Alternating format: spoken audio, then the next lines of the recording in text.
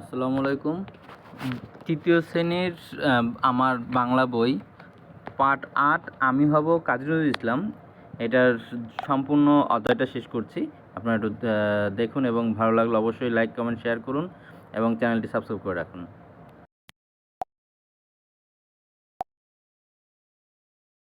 তৃতীয় শ্রেণীর শিক্ষার্থীদের জন্য কাজী নজরুল ইসলামের আমি হব পাঠ ৮ কবিতার অনুশীলনীতে থাকা সবকটি প্রশ্ন এবং সেগুলোর সহজ ও সঠিক উত্তর নিচে তৈরি করে দেওয়া হল। এটি তোমার পড়ালেখা ও অনুশীলনে সাহায্য করবে। শব্দার্থ ও শূন্যস্থান পূরণ।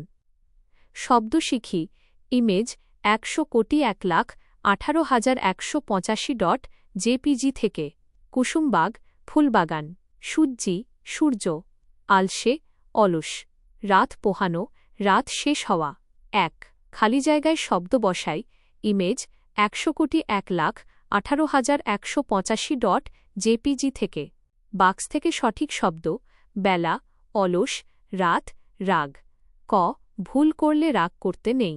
খ রাত হয়েছে ঘুমিয়ে পড়ো। গ আজ ঘুম থেকে উঠতে বেলা হয়ে গেল। ঘ অলস হলে উন্নতি করা যায় না। ২ কবিতা থেকে শব্দ নিয়ে খালি জায়গা পূরণ করি ইমেজ 100,18,185 জেপিজি থেকে আমি হব সকাল বেলার পাখি। সবার আগে কুসুমবাগে উঠব আমি ডাকি। সূর্যি মামা জাগার আগে উঠব আমি জেগে হয়নি সকাল ঘুমো এখন মা বলবেন রেগে।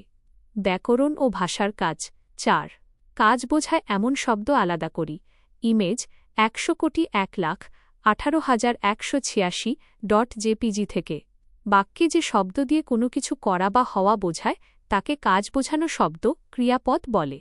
আমি সকালে ঘুম থেকে উঠি। ওঠা আমরা ভাত খাই। খাওয়া তুমি একটা কবিতা বলো।